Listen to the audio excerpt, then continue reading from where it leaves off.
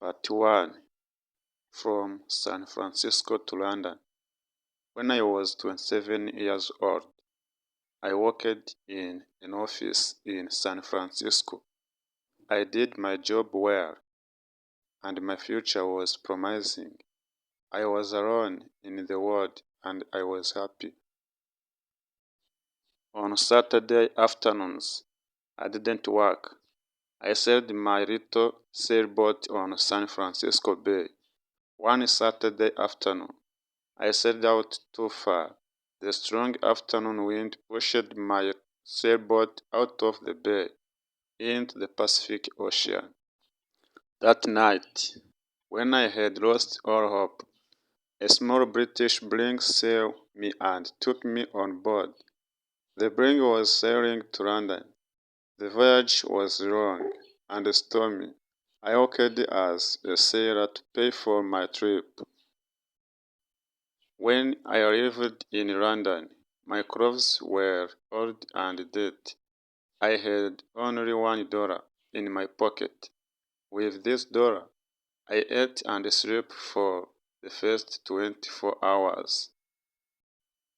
During the next 24 hours, I didn't eat and didn't sleep. At about 10 o'clock the following morning, I went to Portland Place.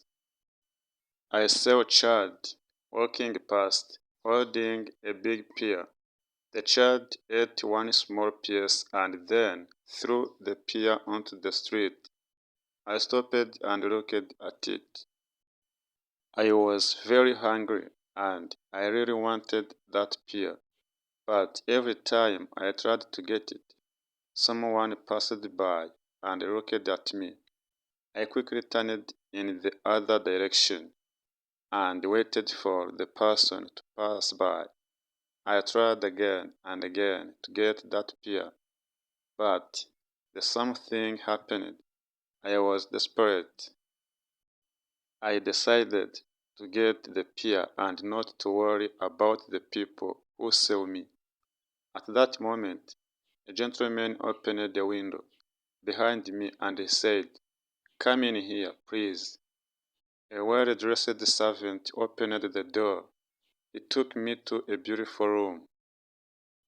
Here, two old gentlemen were sitting and discussing something important. Their breakfast was on the table. I was very hungry and I stared at their breakfast. I want to tell the reader that the two gentlemen had made a bet several days before.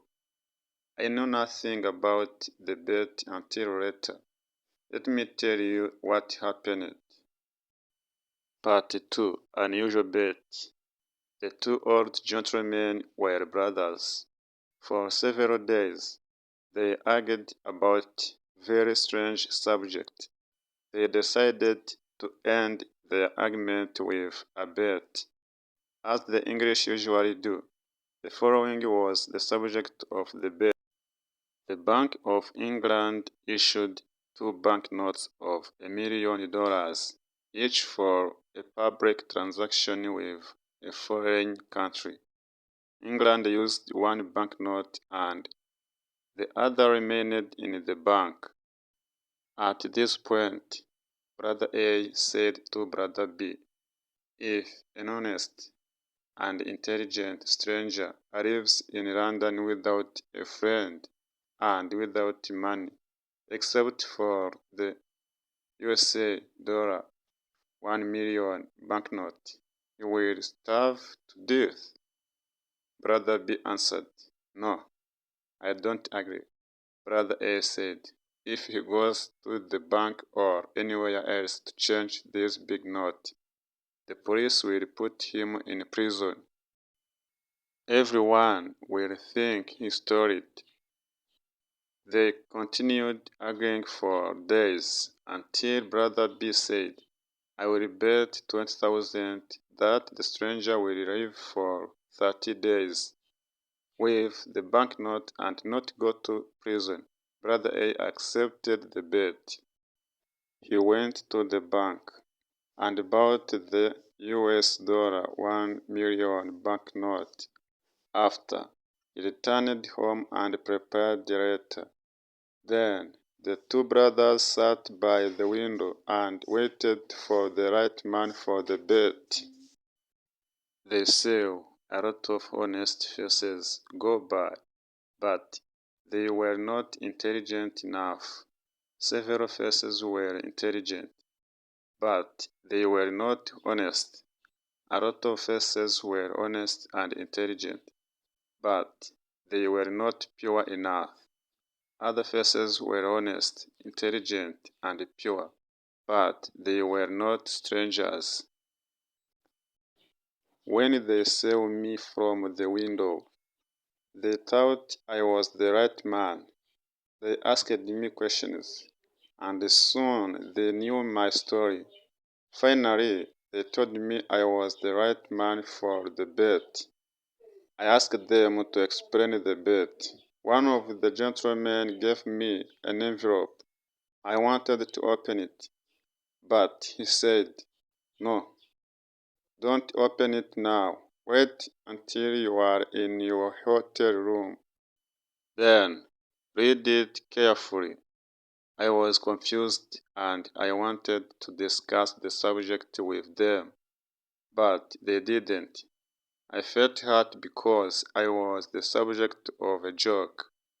When I left their house, I looked for the pier on the street. It was gone. I was quite angry with those two gentlemen. Far from their house, I opened the envelope. I saw that there was money inside.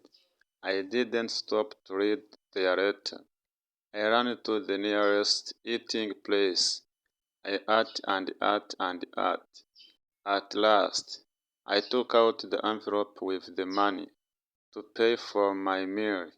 I looked at the banknote and almost fainted. It was a banknote worth $5 million. I was speechless. I stared at the banknote. The two gentlemen had made a big mistake. They probably wanted to give me a $1 banknote. I saw the owner of the eating place staring at the banknote, too. We were both surprised. I did not know what to do or say. So I simply gave him the note and said, "Give me the change, please." The owner apologized 1,000 times. "I'm very sorry, but I can't change this banknote, sir.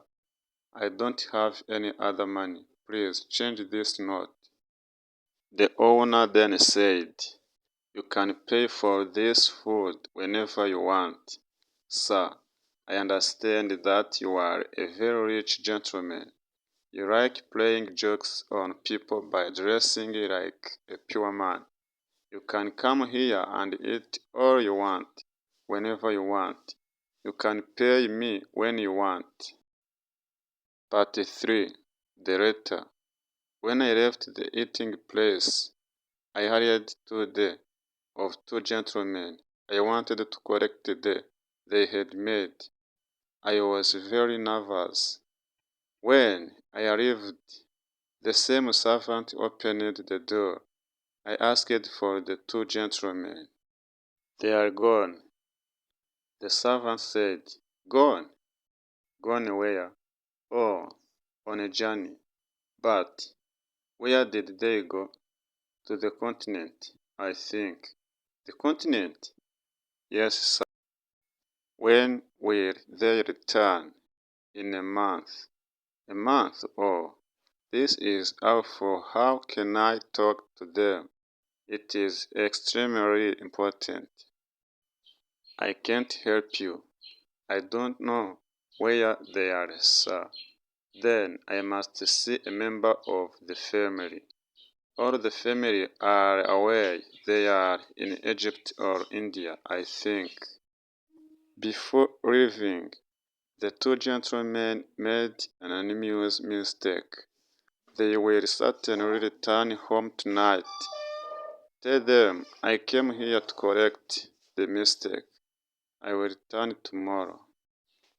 I will tell them if I see them, but I won't see them, sir. You must not worry because everything is all right.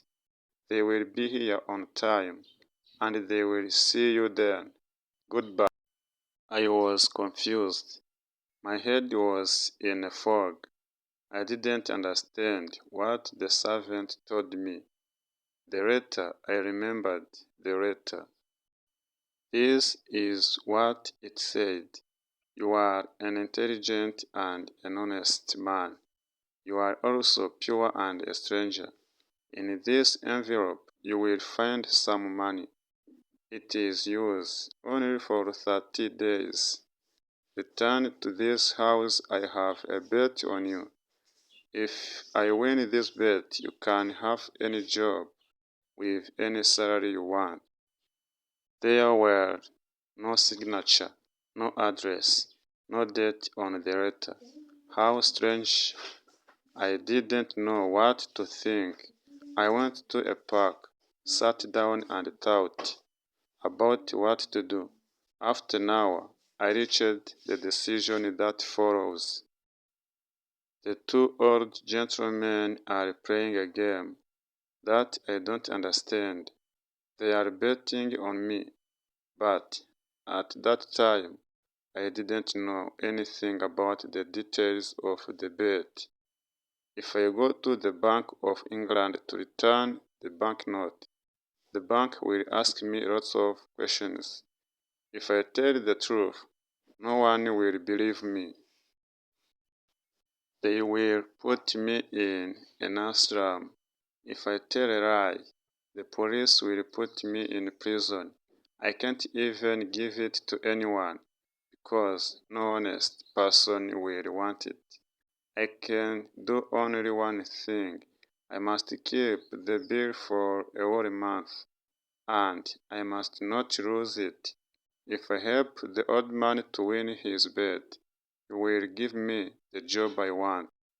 The idea of an important job with a big salary made me happy. With this exciting idea in mind, I began walking down the street of London. So guys, let's stop at here. Next we're going to continue with part 4. Don't forget to subscribe, please.